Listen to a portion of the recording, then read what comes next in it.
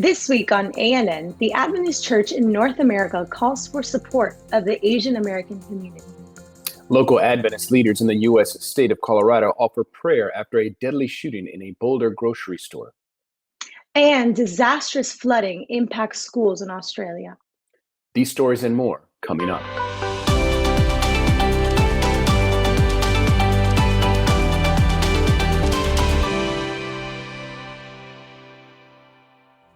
Thank you so much for joining us this week. First in the news, the leadership of the North American Division, or NAD, is condemning recent acts of violence and hate against the Asian American community. NAD's statement comes after a 21-year-old white male shot and killed 8 people in Atlanta, located in the U.S. state of Georgia. 6 of the 8 killed were women of Asian descent. A statement has been released by the NAD president, secretary, and treasurer calling for members to unite in support of their Asian brothers and sisters as they face uncalled for animosity. The statement says, as leaders of the Seventh-day Adventist Church in North America, we denounce the recent acts of violence and hatred against our brothers and sisters in the Asian American community. God calls us to love all his children, no matter our differences. Our diversity makes us stronger as a people, and the variety of cultures making up our territory are a direct reflection of his creative power. We need to celebrate our differences and embrace the uniqueness of each and every person. The statement continues, we call on all our members to stand up and support the Asian American communities where they live. Be vocal in your appreciation of our Asian brothers and sisters in their time of need. Create a safe space for them by listening to their experiences and showing Christ-like compassion. NAD President G. Alexander Bryant served as a student volunteer in Japan, describing his year there as an incredible opportunity to learn to appreciate the richness of the Japanese culture and people. Bryant also shared, as Seventh-day Adventists, we represent almost every people group in the world. Our diversity empowers us to strongly speak in support of all communities. Jesus encourages us with these words, a new commandment I give to you, that you love one another, just as I have loved you. You also are to love one another. The NAD officer's statement also want the Asian American community to know we stand with them and beside them during this season where they are being unfairly targeted. For more information, visit nadadventist.org. The Rocky Mountain Conference is mourning with the community of Boulder, located in the U.S. state of Colorado, after a senseless act of violence claimed the lives of 10 individuals, including a law enforcement officer. The Rocky Mountain Conference put out a statement saying, we mourn for the families whose mother, father, partner, grandparent, or child had their life snuffed out due to evil that played out in what is supposed to be a safe public space, a grocery store. We mourn for the workers who will ever be traumatized by what they witnessed. Finally, we mourn for the shooter's family as their lives have been changed by the devilish act of one individual. Responding to the tragic events of Monday, March 22nd, senior pastor of the Boulder Adventist Church, Jeff Peterson, addressed the faith community of Boulder by email saying, our hearts and prayers go out, first for the families that tonight are bereaved, next for our law enforcement community that has lost one of its own, and also for all of our friends and neighbors who have been shaken by this tragic event. The Boulder Church is responding by providing support with members available to listen to and pray with those in need. Adventist Community Services is mobilizing and awaiting instructions from the state of Colorado on what assistance they can provide the community. Ed Barnett, president of the Adventist Church in the Rocky Mountain region, said, we have had too many of such tragedies in our communities. Will this ever end? We long for the day when violence will cease to exist and when there will be no more tears, pain, and death. Patterson prayed, Lord, there is sickness in this world, and this time it has struck in our town. Grant us strength in this difficult hour. Amen. Extreme rainfall across Australia's Greater Sydney Conference and North New South Wales Conference over March 20 and 21 has caused massive flooding in the region. Adventist schools and churches, as well as many homes in the area, have been forced to evacuate. The Macleay River and Hastings River on New South Wales mid-north coast overflowed, forcing hundreds of schools to close, including Kempsey Adventist School, or KAS, and Manning Adventist Bush School. According to North New South Wales Conference President Adrian Rathel, KAS has been closed since Thursday last week. The school will remain closed, with no staff or students able to access the premises due to floodwater blocking the site from both directions. Port Macquarie Adventist School is operating on skeleton staff, with many staff and students trapped at home due to flooding. The school hasn't had to close yet. Most schools hope to reopen on March 24. Road closures have also affected church members from accessing necessities, and several homes have been inundated. Raymond Terrace Church was sandbagged yesterday in anticipation of flooding, and that situation is being monitored. To help the relief effort, members of Port Macquarie Adventist Church are collecting donations of non-perishable food items, pillows, blankets, and other necessities for those evacuated or otherwise affected. They are also encouraging people to pray and to reach out if they need accommodations. The North New South Wales Conference is working to provide immediate cash grants to church members who have been affected. NNSW has also partnered with the Australian Union Conference, who will match emergency funds dollar for dollar. In Greater Sydney, the Hawkesbury River in Sydney's west has flooded Penrith, Windsor, Richmond, and surrounding suburbs, and is threatening Pastor Lloyd Groleman's Aussie Pastor Studio. More than 3,000 people have been evacuated, and there are fears that up to 54,000 more could be affected. ADRA is also providing assistance to non-church members across New South Wales. To support their emergency flood response, you can visit and donate via their website at adra.org.au. New adult literacy classes run by the Seventh-day Adventist Church in Papua New Guinea are changing the lives of adults and young people ages 14 to 45 who missed out on formal education during their childhood. A collaboration between the Women's Ministries, Education, and ADRA departments of the New Britain, New Ireland mission, the program hosts a holistic curriculum that addresses not only literacy, but also numeracy and life skills. 17 students graduated from the program in November last year, each receiving a certificate. In order to graduate, students must complete certain requirements in various areas of learning. During life skill classes, students learn tailoring, knitting, and sewing with specific outcomes required, including learning the difference between butterfly sleeves and open full sleeves. To learn mathematical concepts, students cut watermelon into different types of fractions and counted coconuts. Although rudimentary, these skills are crucial for these zero learners, meaning those who dropped out of primary school in grade 4 or lower, who missed out on such skills required to bridge the gap from informal to formal education. In addition, literacy skills were primarily taught through Bible reading, both in Tokpisin and English. A highlight of last year's cohort was the baptism of Georgina Taralima, the daughter of one of the students. 2 families of students also made a stand for Jesus. Seventh-day Adventist schools in Panama stand to benefit from a recent government resolve that will provide financial assistance to hundreds of parents of students with outstanding accounts affected by the escalating economic crisis brought on by the pandemic.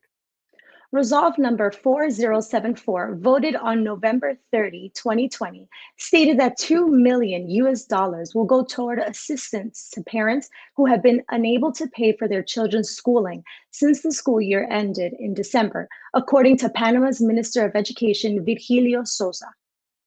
Abel Cubilla, education director for the Adventist Church in Panama, says, "We are thankful that all 36 Adventist schools were considered for this economic aid. Many parents have been struggling to make ends meet and have not been able to continue providing an Adventist education for their children." The amounts will vary from school to school depending on the needs assessed in each, but parents will see the assistance reflected in their accounts soon. Of the 740 private schools across Panama, only 268 met the requirements and documentation required by the Ministry of Education to receive the benefit. Schools had to be recognized by the Ministry of Education in specific aspects, show evidence of the accounts to be assisted, and clear accounting measures with Social Security payments of teachers, among others. According to government statistics, during 2020, dozens of private schools were in jeopardy of closing their doors amid the struggling economic situation. So far, Adventist schools will continue their virtual learning platform this year. The Seventh-day Adventist educational system in Panama has 382 school administrators and faculty overseeing 5,300 students. Coming up, Heroes 2 was released this week, and we have all the information about how you can play and where you can download. We'll be right back after the break. Hi, VL. How are you? Are you okay? Dear VL, I can't even remember how long we've been staying at home now because of this virus. For now, it's just nice to hear your voice and see your face. Nothing beats playing outside in the dirt, though. Which reminds me, are your hands clean? Yes! Mommy and Daddy says not a lot of kids get COVID-19, but it's always nice to be extra safe. We should wash our hands before picking our nose.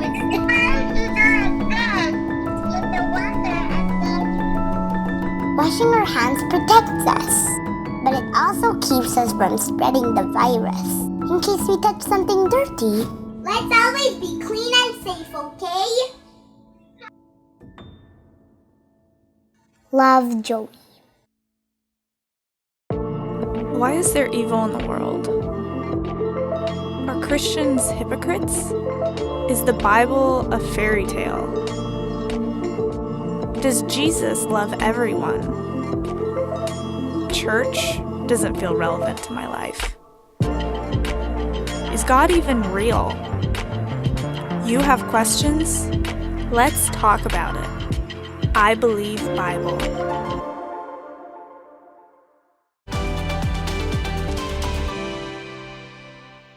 Welcome back. We are so excited to announce that Heroes 2 was released this week.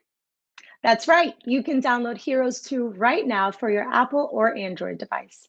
What is Heroes 2? Heroes 2 is a Bible trivia game that actually teaches the player about the Bible.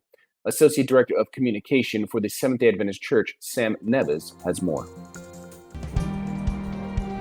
Back in 2013, Heroes the Game became the absolute best Bible trivia game out there. It generated more than 10 million minutes of interaction with the biblical narrative. Well, 7 years later, here's the good news. Hope Channel is about to release Heroes 2.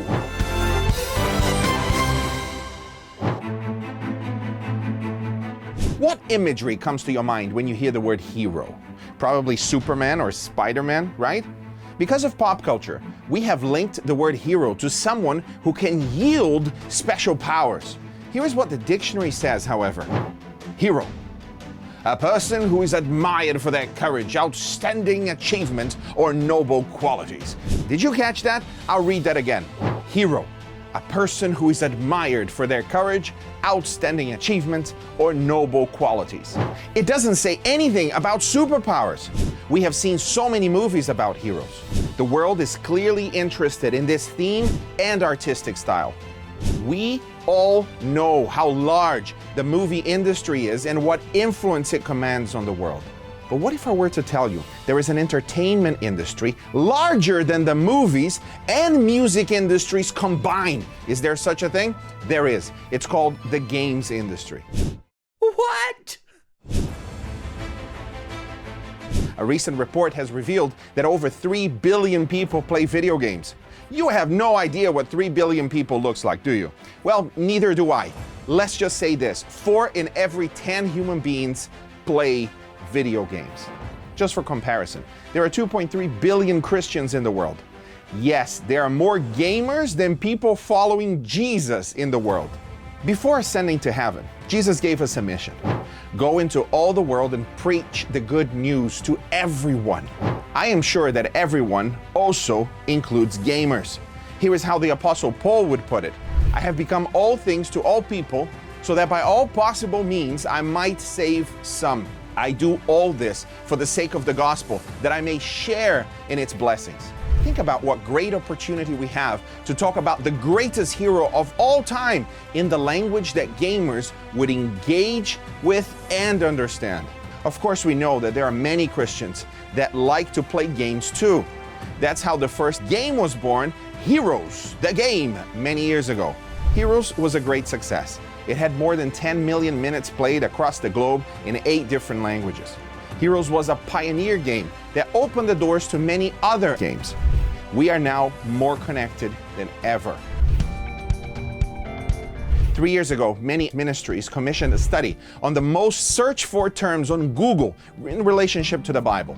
We realized that there are over 250,000 Google searches around the world for Bible trivia, Bible game, and Bible quiz every 30 days. That's right, 250,000 people around the world in English are searching for every 30 days for Bible game, Bible trivia, or Bible quiz. Of all the game genres, people are searching for Bible trivia more than any other. So the question came, what if we could take Heroes to the next level? What if we could publish the absolute best Bible trivia game ever? We would then be able to help every player to further understand the Bible, to find freedom, healing, and hope in Jesus. Let's do it, we said. Little did we know just how difficult this would be. For the last few years, we have been working with an international team to create Heroes 2, an entirely new Bible trivia game you are going to love. You start with Adam and Eve, the first heroes of the Bible. As they ask you questions about their life, you start accumulating experience points. We call it XP. The more XP you have, the more heroes are unlocked. Noah, Joseph, Moses, Jesus, Mary, and John are just some of the 12 heroes waiting to challenge you. You start with Genesis and you end up in Revelation. Each game consists of 12 questions and your score is how quickly you can answer them. That's it. Simple, right? Well, at first the questions are easy. For example, Eve could ask you, what was the name of the garden we lived in? Now, even you know the answer to that question, yeah? But then the questions get much harder. In fact, we labeled the last question as absolutely impossible questions. So let's see how you fare with those as well. But what if you cannot remember the stories? Well, that's when your satchel comes in. You know, a satchel, like a bag that you wear, satchel. Before starting a game, you can take up to 3 effects in your satchel. So as you go on your journey, you can take 3 effects. Now, effects are power-ups that help you on your journey. The Daniel effect, for example, reveals the Bible verse where the correct answer is found. The Joshua effect will freeze time for 5 seconds, just as the sun stopped for Joshua back in the Bible. The Jonah effect will skip the questions, just as Jonah skipped the mission. The Lazarus effect will give you a second chance. So when you choose the wrong question, ta-da, you're back. You get a second chance. Do you get it? It's like Lazarus. Yeah, you get it. But my favorite effect is the Jesus effect, because it takes away your wrongs and it shows you the way, pointing to the correct answer. Oh, and I almost forgot. To buy and upgrade your effects, you will need mana. Remember mana in the Bible? Well, how do you get mana? You collect it by knowing the Bible stories and answering the questions correctly. There is even a Friday effect that doubles how much mana you get per question. Isn't this great? I think it's great. Well, back in 2013, when we released Heroes for the first time, most teenagers were able to win when they played against their parents and even their pastors. Some children were even better than the team that wrote the questions. But that only happened on special events in local churches and maybe some camporees. With Heroes 2, you will be able to challenge someone through a simple email or even a WhatsApp message. This is a new multiplayer mode we have designed just for you. This link would challenge anyone else to play the same exact 12 questions you've just played. The link will be active for 24 hours, and there are no limits on how many people can accept your challenge. Heroes 2 will keep a ranking screen for your game so you can find out who is the best at answering Bible questions. Heroes 2 will be available at first in 4 languages, English, Portuguese, Spanish, and French. But we already have a team working on translating the game for another 6 languages, for a total of 10 languages very, very soon. The same messages, new technology.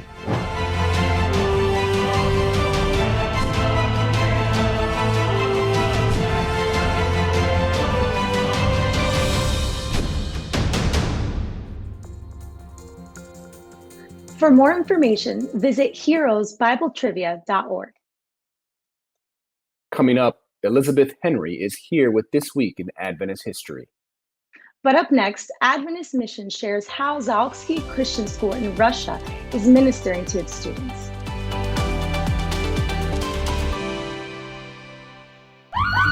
Any idea what time it is? We really, really need our sleep. Are you from? No, we're not from the future, but we know you only pay attention to yourselves, so here we are. But how? We have no time for that. We have less than 30 seconds. Fact number 1. Adults need 7 hours of sound, restful sleep to keep their immune systems healthy and to fight viruses. And today, right now, is the single most important thing you can do to keep yourself healthy.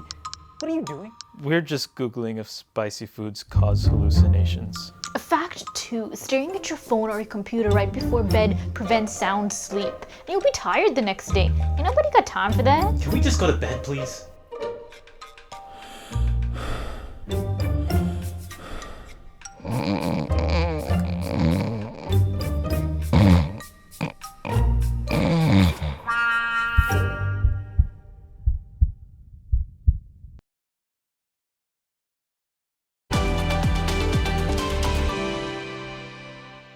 Welcome back. Zaoksky Christian School has been operating in Russia since 1993, and many students have been blessed by Adventist education. Through the school, many students have come to know Jesus as their personal Savior. Adventist Mission has more.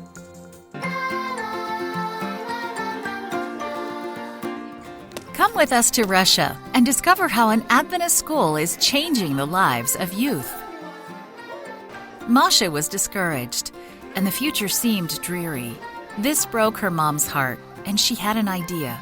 She asked Masha if she'd like to attend Zaoksky Christian School, a Seventh-day Adventist day and boarding school.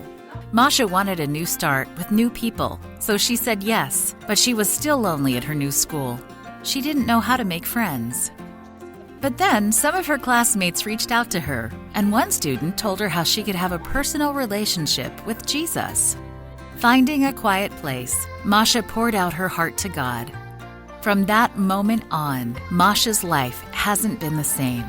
She now has a savior and friend that she can trust. Zaoksky Christian School has been operating in Russia since 1993, and many students have been blessed by Adventist education. There are many advantages. The food is good here. The second plus is that the teachers here are all happy. They treat their students well. But most importantly, many students come to know Jesus as their Savior, just like Masha did.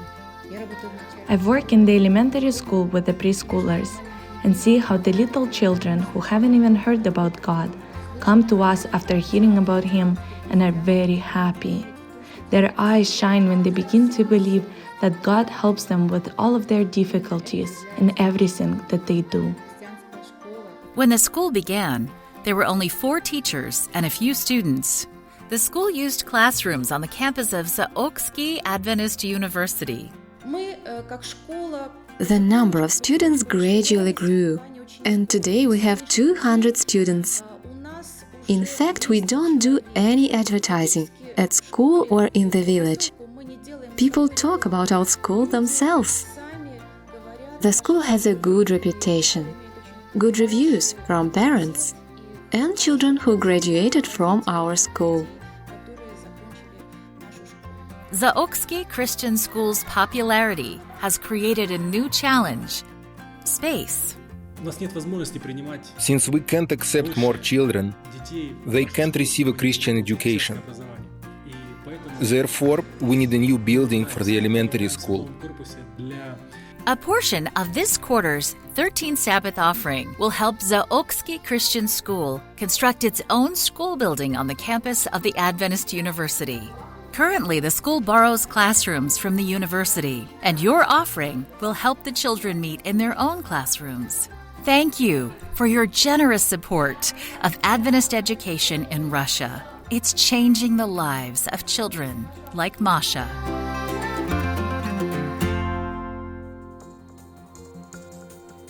Watch this and other mission stories online by visiting adventistmission.org, then click on videos at the top. And finally, for today's episode, let's turn to Elizabeth Henry for a look at Adventist history. This week, we hear about the life and ministry of Roy Edgar Hay. Welcome to This Week in Adventist History. Pioneer missionary Roy Edgar Hay was born on July 24, 1887.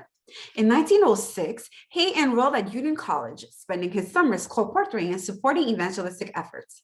In 1910, Hay married Edith Lillian Dransfield, and they had 4 children. In 1913, Ray and Edith answered a call to start the Adventist work in northern Luzon, Philippines, arriving in November of that year. For the next 2 years, the Hays trained and laid down the foundation for evangelism, learning the Ilocano dialect and by translating and printing tracts. Leveraging his experience as a colporteur, he implemented colporteur institutes, training students and sending them to the surrounding towns and provinces. From March to October of 1915, Hay ran his first open-air evangelistic meetings. The initial success of the work led to the organization of the Northern Luzon Mission in 1917. On March 23, 1921, the Hay family returned to the United States on furlough with the intention of going back to the Philippines. During this time, Hay shared slideshows and stories of the mission work. He was also elected to be the official delegate of the Philippines to the General Conference session of 1922. However, Edith was diagnosed with cervical cancer and the family remained in the United States. Following the diagnosis, Hay served in various capacities in a few conferences, including the Nebraska, Colorado, Kansas, Oregon, and California conferences. At the same time, he started writing children's stories, which were published in church papers. Unexpectedly, Roy Hay died of a congestive heart failure a few weeks short of his 40th birthday in June 1935. Edith died in December 1982 at the age of 91. Hay is remembered for his pioneering work and is attributed with the start of the Seventh-day Adventist Church in northern Luzon. To find out more about the life of Roy Edgar Hay or the church's history in the Philippines, please visit the Encyclopedia of Seventh-day Adventists online at encyclopedia.adventist.org. This has been a look at This Week in Adventist History. Thanks for watching ANN. Join us next week for more news from the headquarters of the Seventh-day Adventist Church. Did you know the Adventist Church has a YouTube channel where you can watch ANN Video, ANN In Depth, and plenty of other amazing videos on prophecy, health, and Bible study? Just go to YouTube and search for the Adventist Church. Click the subscribe button to make sure you're caught up each week. And remember, leave a comment or a prayer request. We have people who are praying for you 24 hours a day, 7 days a week. Before we say goodbye, here's some good news from the book of Amos, chapter 9, verse 11. The passage says, "In that day I will restore David's fallen shelter. I will repair its broken walls and restore its ruins, and will rebuild it as it used to be." That's our program for this week. And remember, you can always visit adventist.news for daily news and videos. Until next time, God bless. Take care.